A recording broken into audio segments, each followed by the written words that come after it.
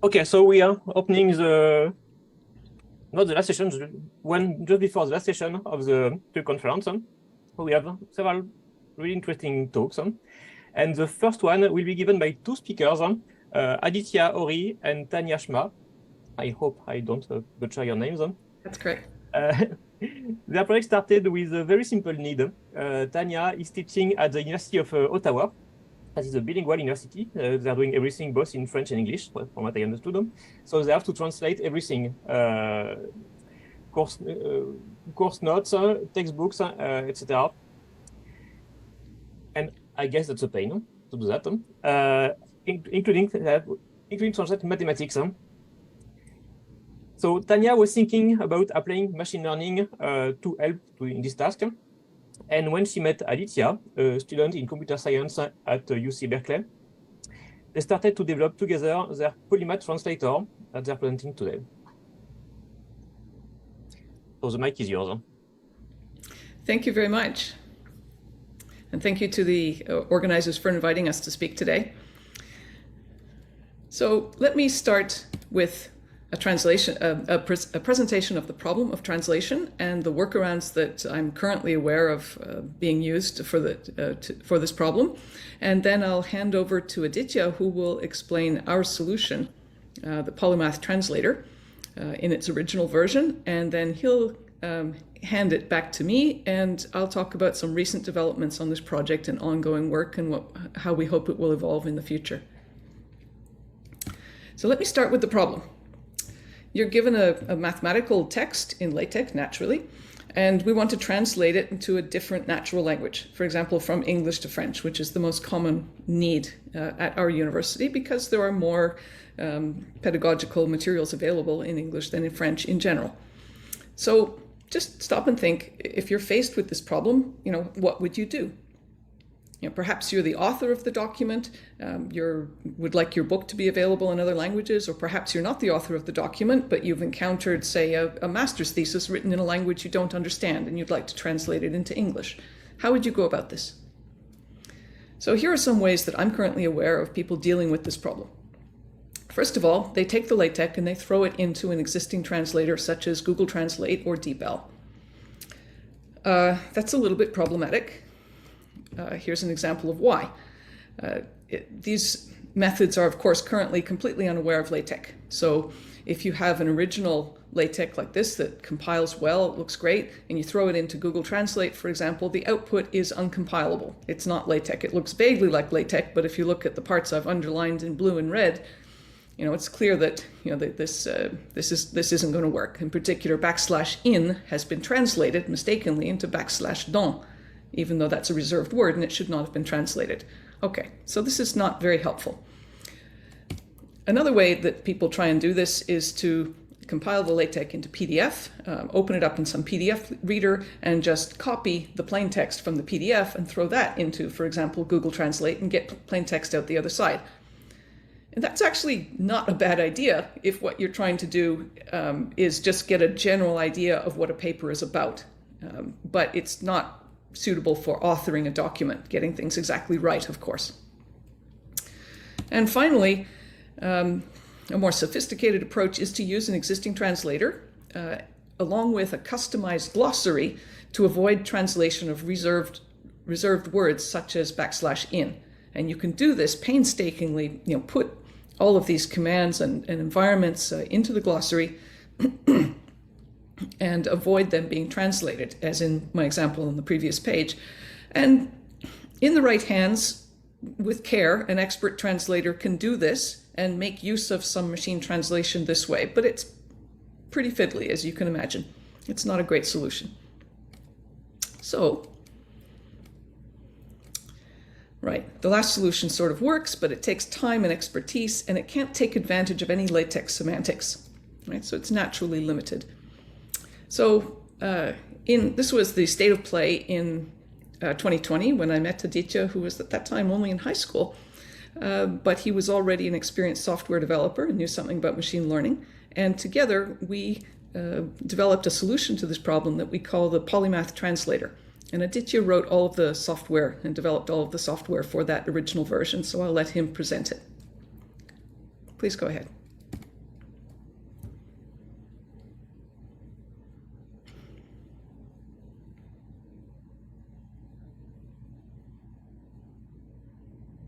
Okay, can everyone see my screen?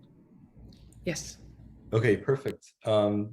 Yeah, so as Tanya mentioned, I'll now be discussing a solution to the problem, the PolyMath Translator. So we've developed a machine translation system for LaTeX documents containing mathematical text, or in general for mathematical documents which are naturally in LaTeX. And so in its current version, this machine translation system supports English to French translation. So as you can see here in this diagram, this is an overview of the translation system. And so to start off, I'll just be briefly going over the components of it and how it really works. And then I'll go more in depth into the two main components of it. So the two main aspects of our translator is our LaTeX parsing and a neural machine translation system. So as you upload an input file, so it decodes it from bytes into an input, and then it extracts the document body. And so this is because all we want to translate is the actual body, and we want to preserve the rest of the LaTeX and other macros that are present in the headers and things like that. And so from here, we have our LaTeX parsing, and this is done through the pandoc universal document converter. So I'll be going more in depth into this in the next slide. But yeah, so we use pandoc filters, and so the first filter essentially parses the LaTeX.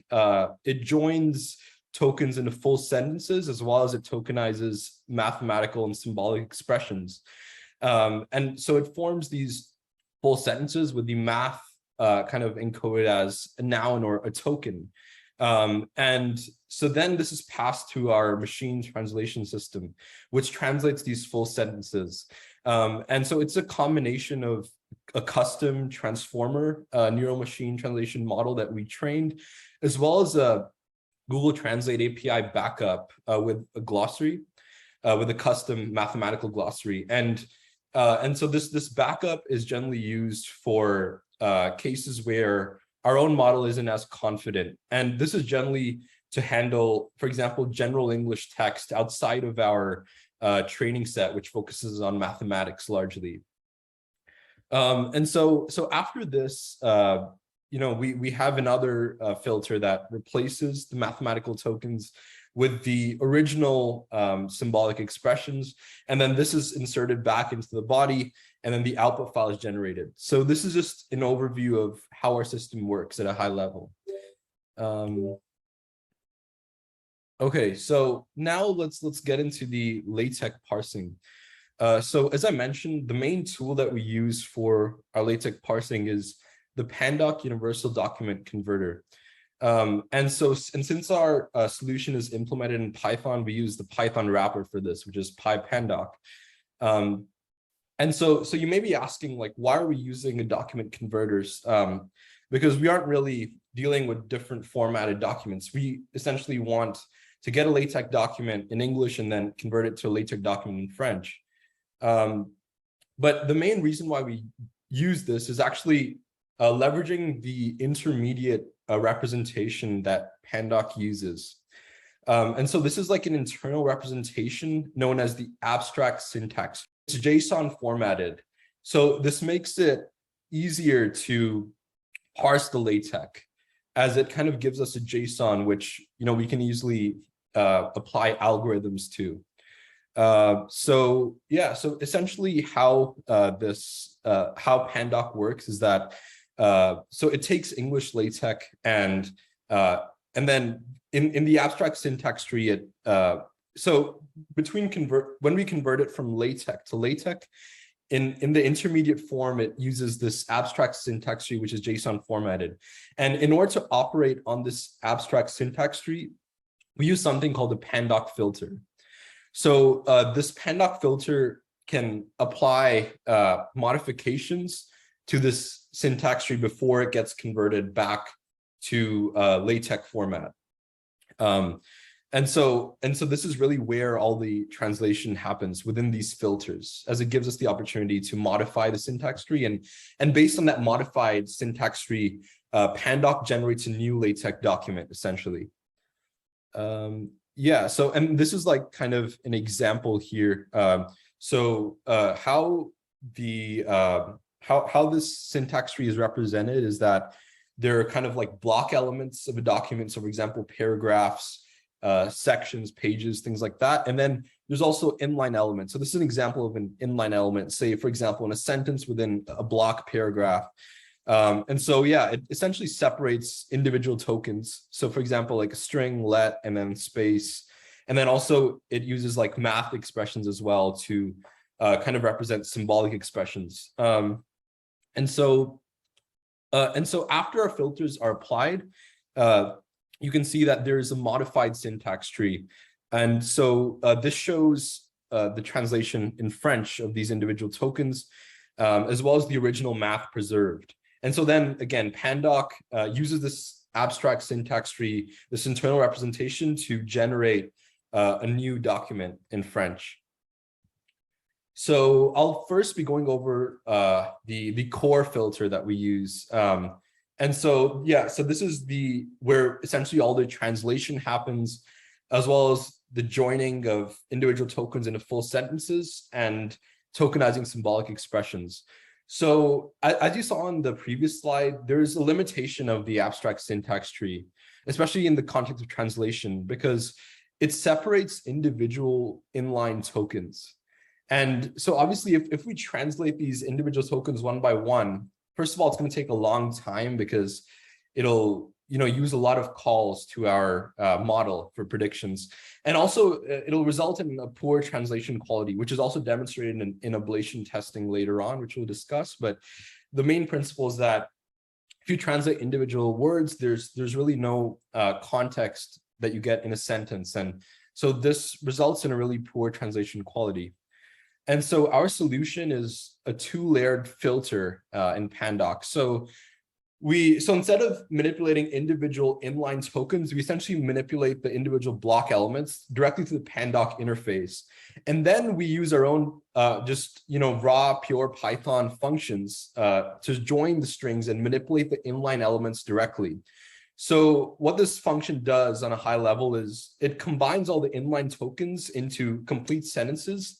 And as well, it also tokenizes the symbolic expressions into math tokens, or just strings, as like math nx, where n just represents the index of the symbolic expression for later retrieval. And so you may ask, like, why are we using these math tokens? So essentially, like, we kind of hypothesize that, in most contexts, a lot of math equations and expressions are kind of have a grammatical function of a noun in a sentence. And this is flawed because there are some cases where it could be a clause, for example. And so in that context, it may be helpful in the future to actually understand some of the semantic and kind of grammatical context of these math tokens. But this is really beyond the scope of our paper. So for now, we just tokenize them as nouns, or the math tokens. And so after this, like, the full sentences are translated and basically using our translation system, and then they're placed back into the abstract syntax tree by pandoc filter. And so let's just go over a brief example here. So let's say we have a standard LaTeX math sentence, for example, let y have mean mu and variance sigma 2, and an unknown probability distribution function py that is everywhere non-zero. So basically, after the results of our filter, after the internal representation as individual tokens, it'll essentially combine this full sentence into one string inline element. And as you can see, all the symbolic expressions are tokenized into math, and so into math tokens. And so this way, we can actually translate the full sentence with its full context. So now let's go over our second filter. It's fairly straightforward. It's called a detokenizer. So now that we have, after the first filter, our result, essentially we have a modified LaTeX document. with all natural language translating French as well as math tokens. But in order to actually retrieve the original math and to preserve the original documents, LaTeX, we need to replace these tokens with their corresponding original formulas. And so we just use so in our first filter, we actually, when we tokenize, we also simultaneously save these, we also save all the math expressions into like a JSON object. And so it's n index. So we use this n index within the math token to retrieve the corresponding formula from the JSON object. And we basically, so we replace the tokens with a math inline element in pandoc representation with the original object. And so then now the end result is a document abstract syntax tree, which contains both French text and also the original math expressions. And so using this internal representation, pandoc then creates a new LaTeX file, which is outputted to the user. So now let's go over the actual machine translation system. So for the system, we actually use a neural machine translation model trained by us using the transformer architecture. So the transformer architecture briefly it's a sequence-to-sequence translator architecture, and it's implemented using a neural network, which is a common deep learning technique. And so how this works is that, so for any position T in the output sequence Y, so let's say Y is a sentence and T is a particular word in the sentence. So the model outputs a conditional distribution based on the entire input sequence, so the entire input sentence in English, and also the preceding outputs that have already been translated in the output sequence. And so the key distinguishing feature of a transformer architecture compared to a normal neural network is its multi-head self-attention. So first of all, what is attention? So an attention function applies weights to elements of the input sequence depending on the position T in the output sequence. So it essentially emphasizes it pays attention to the words that are more important in translating the output sequence. And so this really adds, for example, things like verb conjugation and other grammatical functions. So it makes for better translation accuracy because it understands the context of the sentence. And so multi-head attention applies several parallel attention functions. And in this way, it sees the input from different points of view. So what I mean by this, let's just go through a toy example. For example, the sentence, I kicked the ball. So let's look at the first point of view in attention function. It may ask who performed the action. So in that case, it would pay attention more to the I. And then let's say the second point of view could be what was the object that the action was performed on. So then it would pay more attention to the ball in this case. It would weight the ball more compared to the other tokens. And so with these 2 points of view, we can not only get the verb conjugation right, but also the translation of the verb root correctly. And so this just briefly illustrates the advantage of multi-head attention in a transformer model. And we kind of hypothesize that this can be especially useful in the mathematical domain due to similar grammatical structures. So now let's go over the training of our custom model. So this domain is relatively unexplored. So there was no published corpora for evaluating mathematical translation. So we kind of created our own corpus, a custom corpus of 3 main components, which all contain parallel English-French sentences.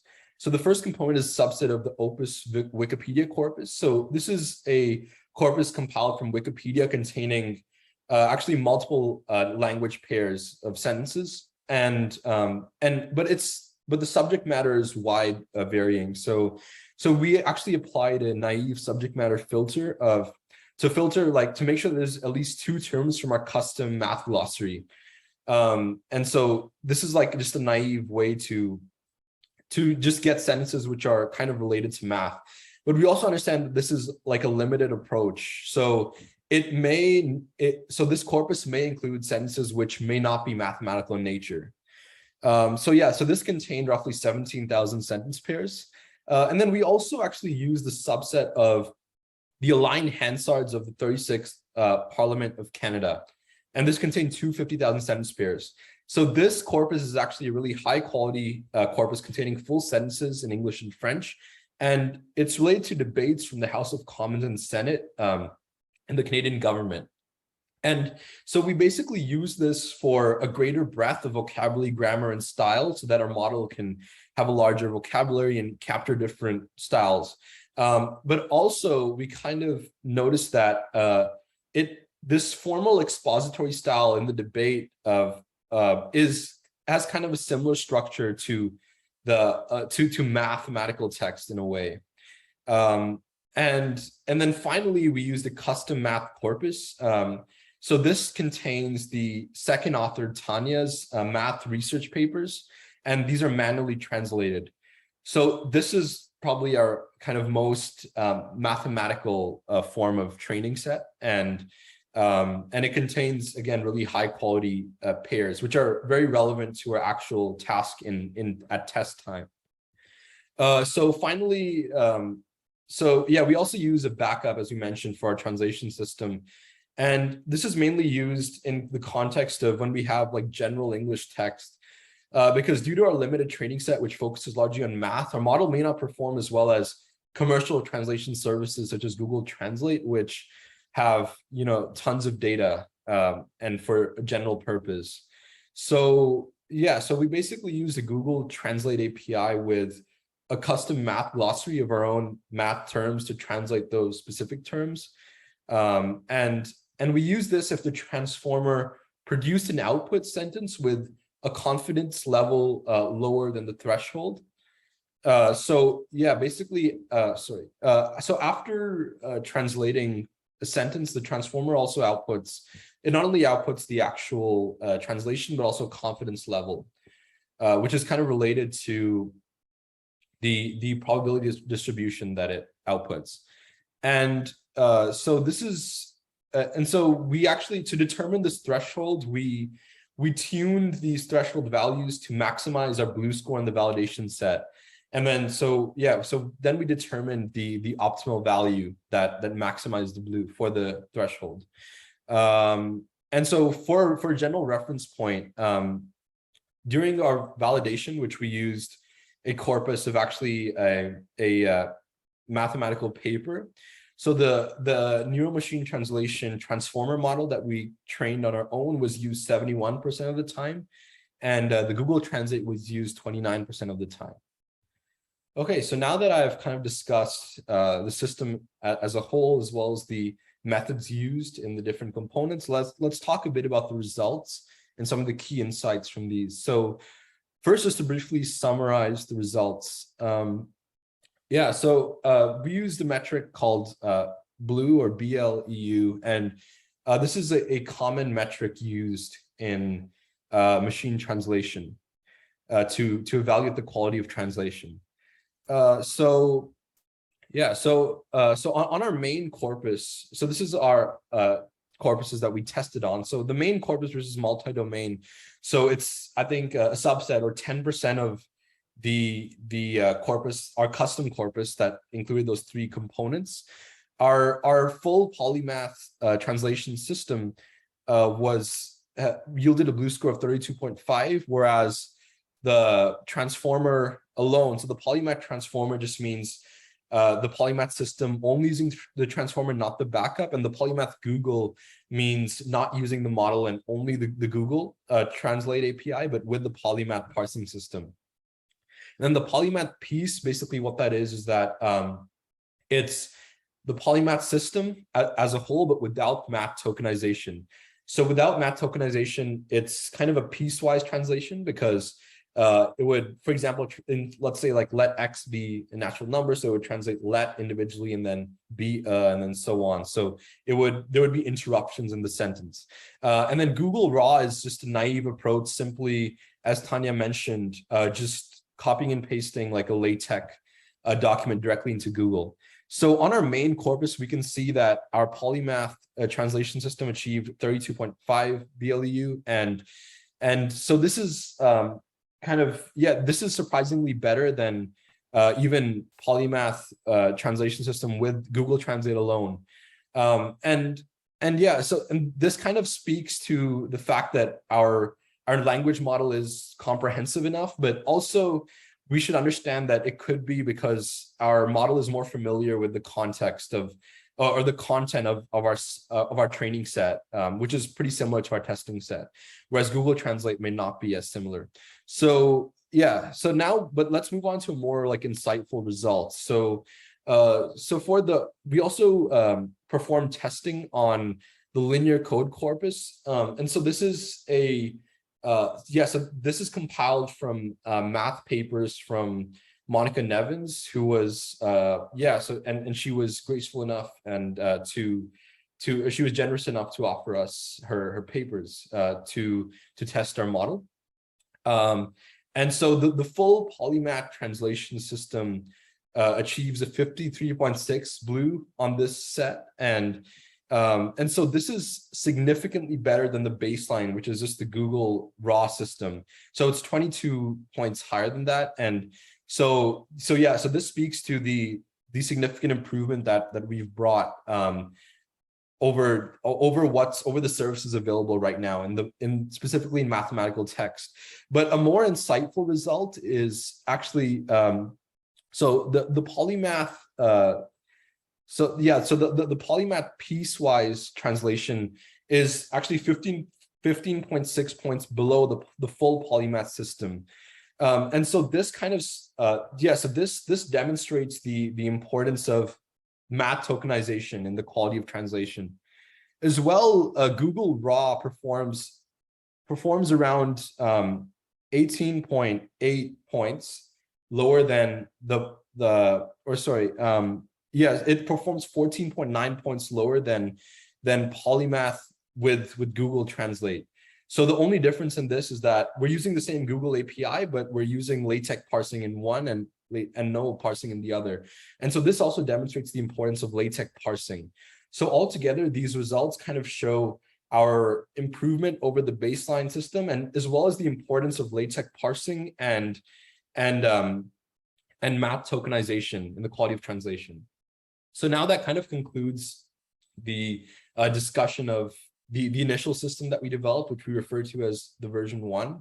And so this is currently deployed as a proof of concept as a web service. Now I'll hand it over to Tanya, who will talk more about the recent developments.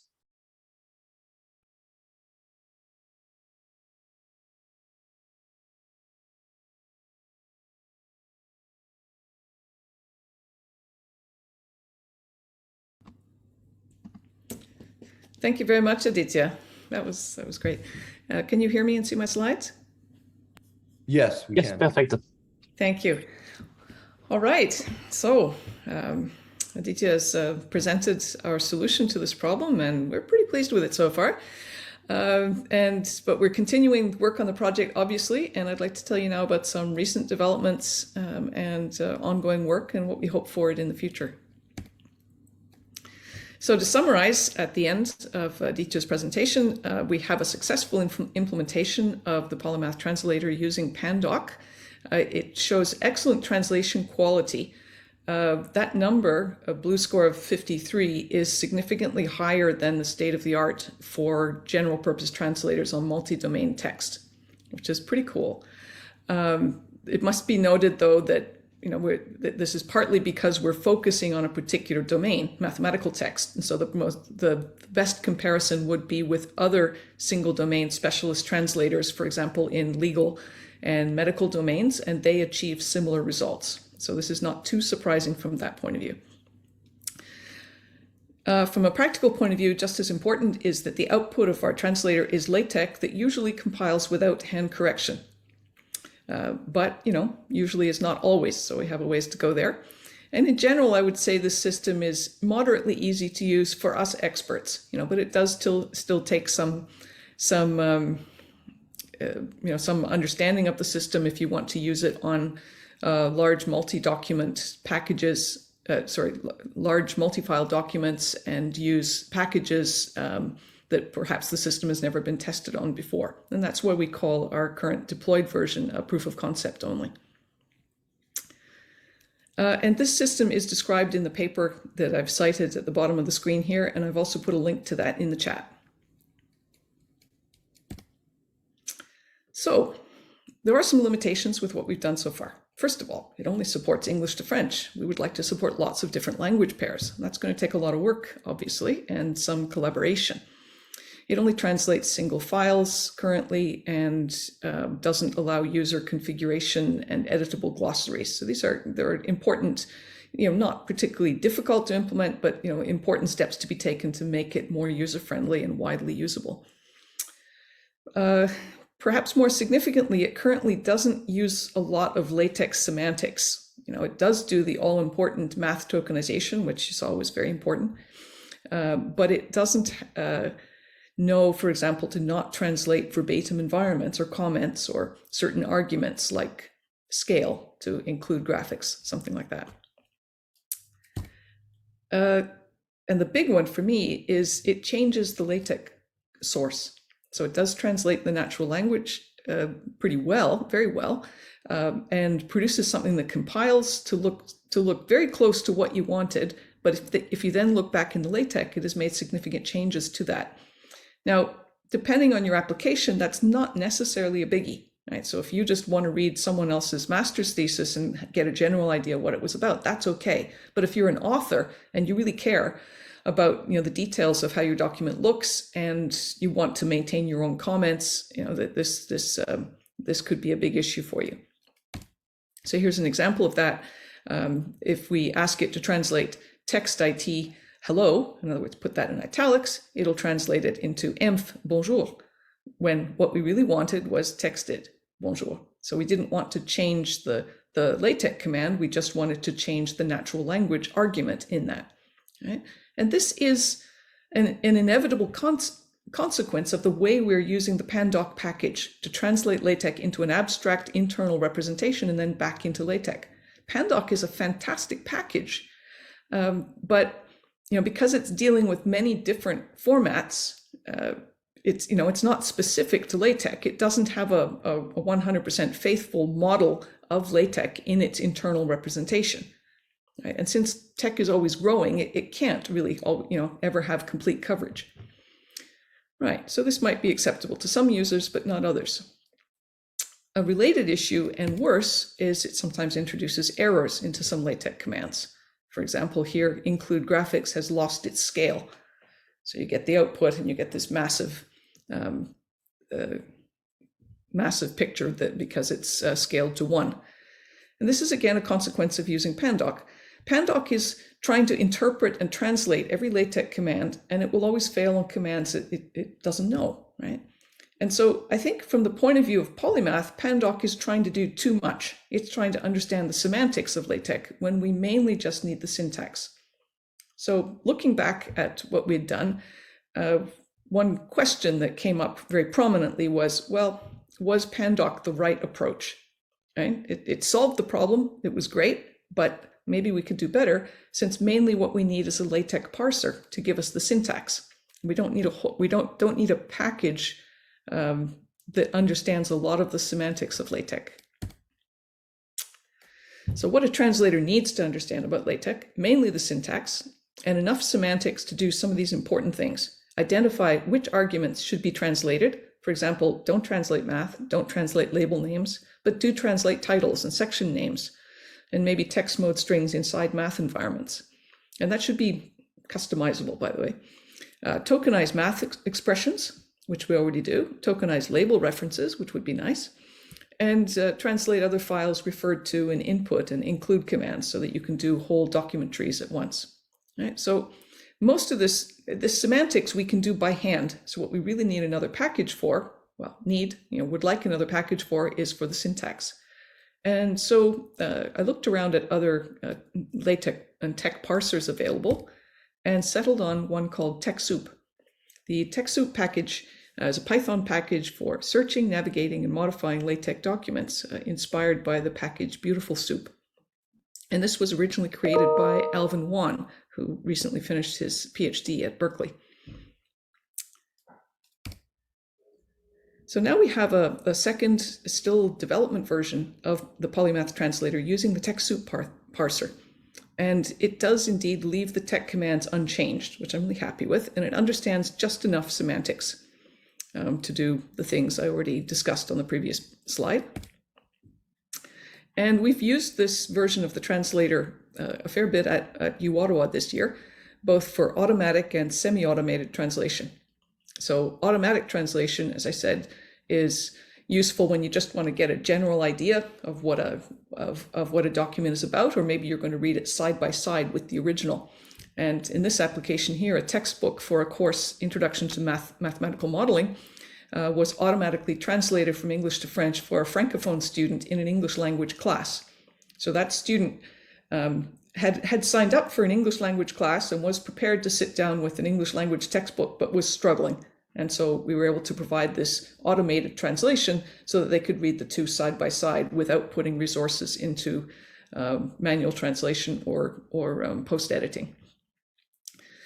And then the main application we've used it for is what I call semi-automated translation, where you do the automatic translation and then have it manually post-edited by an experienced translator. And we've done this for multiple course notes. Here's an example for the Francophones amongst you. So that's pretty useful. So we find that the PolyMath Translator produces excellent translations that nonetheless need some corrections and polishing, but the automatic translation's already pretty good. And if you're going to use it in a professional translation process, it's about twice as fast as just doing manual translation. And we still have enough technical issues with PolyMath and the TexSoup parser that it's using that we still need an expert user, at this stage me, to do that part, and it's not ready for wide deployment. Briefly, another thing we're working on in this project is a term bank, which is like a glossary, but it's more specific, containing enough information to disambiguate homonyms. Like in English, field has multiple different meanings. So if you want to translate it into another language, you need a bit more information on the context or the subject of the document.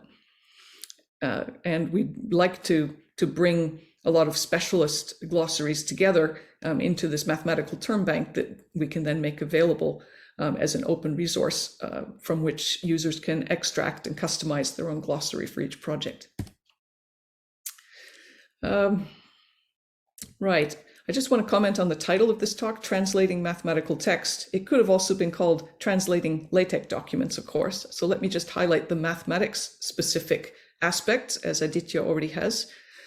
Tokenization of math expressions, mathematics-specific training corpora, and using those to train neural networks, and the term bank. So I think this is a big opportunity for the math community to improve communication, accessibility, and inclusion. So here's a vision of the future of this project. First of all, an open source PolyMath Translator project, open data produced by multiple authors, including training corpora and pre-trained deep learning models for many language pairs. Improved aspects of the core translator, including possibly using the content of math expressions. For example, if the math expression contains a relation, it may better correspond to a clause than a noun in the context of a sentence. And then machine learning advances, such as using topic models to select appropriate translations for ambiguous terms. We'd also like to see a web service like our proof of concept service, but better. And I would love to see a translate button in preprint servers like that, right? So wouldn't it be great if you could just get an automatic rough translation, I say rough, but non-human checked translation of the paper you want to understand in the language of your choice. So this is going to take a lot of work, and your contributions and advice are very welcome. Especially, we need help with gathering data, glossaries, or term banks for many language pairs, and training corpora of corresponding parallel sentences in different languages. And also technical advice. Is TexSoup the right LaTeX parser for us? If so, that project needs some further contributions.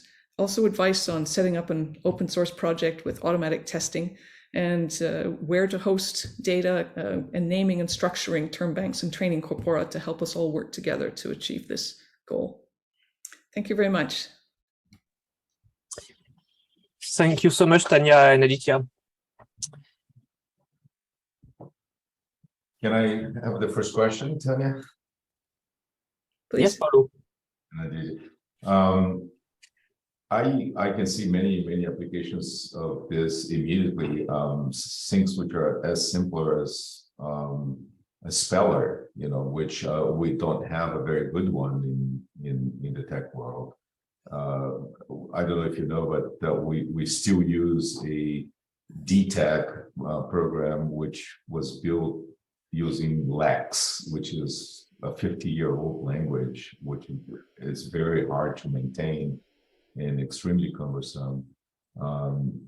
The simple LaTeX parser can separate the mathematics from the text and probably provide an excellent base for a speller for LaTeX documents. Another one would be a grammar check, for which we do have lots of programs that do the grammar checking on texts, but it combined with with a parser that you guys have built, with the initial part of the program, we could provide a very nice grammar check for people writing documents in LaTeX, for people writing mathematical papers in LaTeX. Very good point. Thank you. Aditya, can you remember the name of the Quebec professor who actually did grammar checking for French documents in LaTeX? There was a project like that, right? Yeah, I do recall the project, but I don't remember the name. I can't remember his name right now, but there is a similar project that you might be interested in. Yeah, I remember that. Yeah. I'll get back to you on that, Paulo. Oh, cool. I've been in touch with someone trying to spell check LaTeX documents. If I remember his name, I will send you an email. Thank you. My other comment is that yes, this on GitHub probably will raise interest from a lot of people that will be ready to cooperate, especially with the dictionaries, and I think there are a lot of people that have access to books that have been translated, and which they'll be able to provide such data in a much easier fashion than fishing this data from unparsed sources. Yes.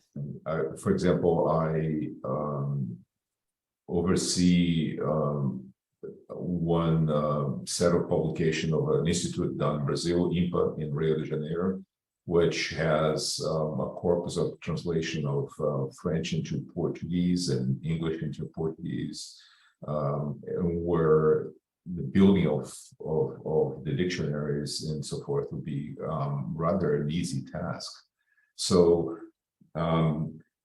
putting this up so that people could cooperate would be a really, really nice idea. I suggest GitHub. Great, thank you. Are there other questions?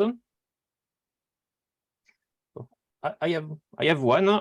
As you're focusing on mathematics currently, you're tokenizing only formulas, as far as I understood.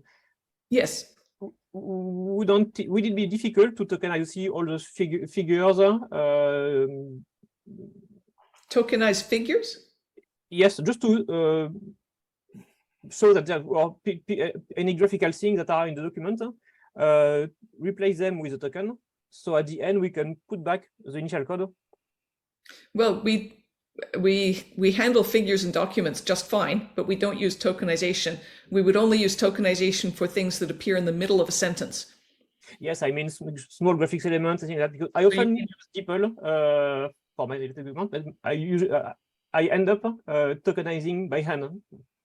I put like you a word with a number. So at the end, I can copy paste the result, and then I put back the initial material at the inside the token. So any element that don't need to be translated in the text, you can tokenize it. Yes, you could. I hadn't thought of tokenizing figures because they're not commonly considered as parts of sentences.